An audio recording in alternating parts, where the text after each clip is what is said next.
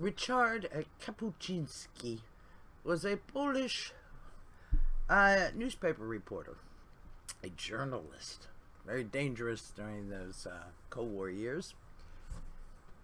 1956 throughout the 60s is the period covered by travels with Herodotus, the father of history.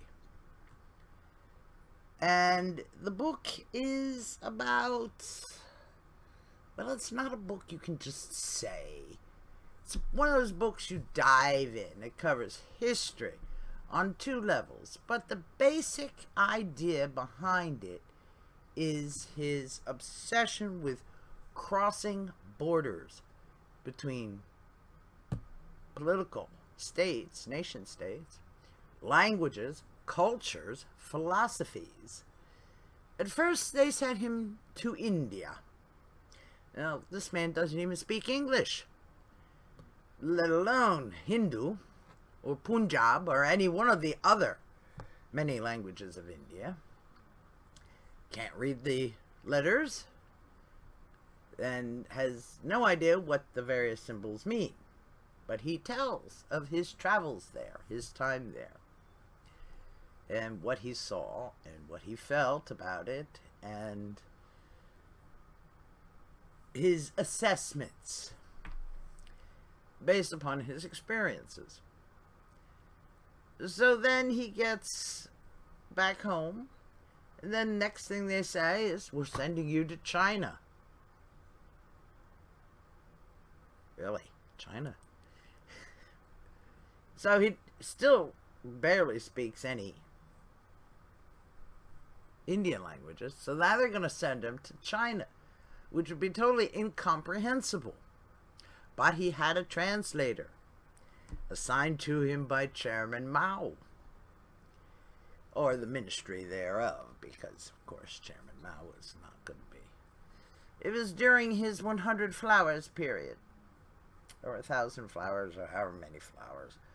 But this occurred right before his great leap forward, where he slaughtered millions of his own people, because he thought working on a farm was much more valuable to a nation state than working with anything you might have learned up here.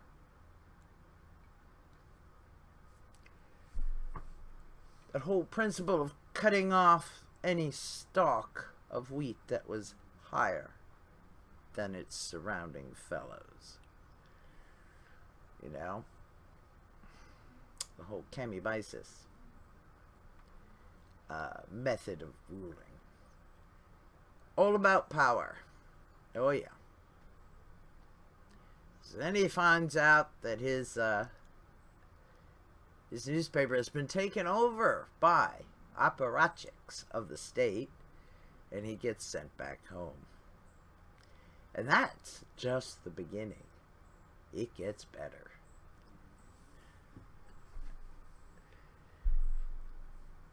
For a man who's been tossed, willy-nilly it seems, into places he has absolutely no idea what's going on, and is expected to write about them, it's an amazing book, an amazing story. And one thing I find very pertinent for especially today is the concept of the wall. Let me quote this for you. That is how the world's energy is wasted. In complete irrationality, complete futility for the Great Wall, and it is a gigantic, a wall fortress stretching for thousands of kilometers through the uninhabited mountains and wilderness, an object of pride and, as I have mentioned, one of the wonders of the world. It is also a proof of a kind of human weakness, of an aberration, of a horrifying mistake. It is evidence of a historic inability of people in this part of the planet to communicate, to confer, to jointly determine how best to deploy enormous resources of humanity and intellect.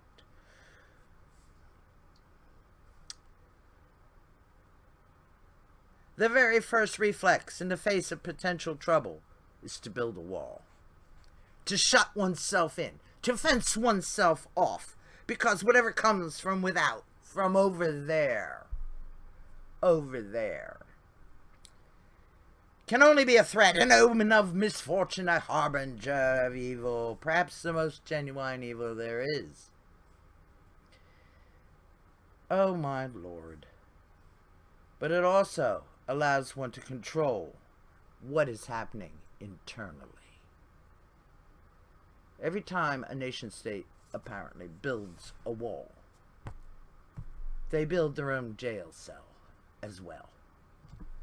So let us hear no more about walls. Do you understand what I'm saying? You will. Because from anyone in Poland who's interested in crossing borders, a wall is something to defeat.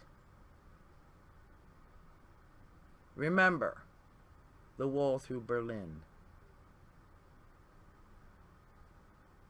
and what terrors that wrought. So, get this book, read it, and pay attention, because it's saying a lot more than first meets the page. Thank you for watching, and please come again.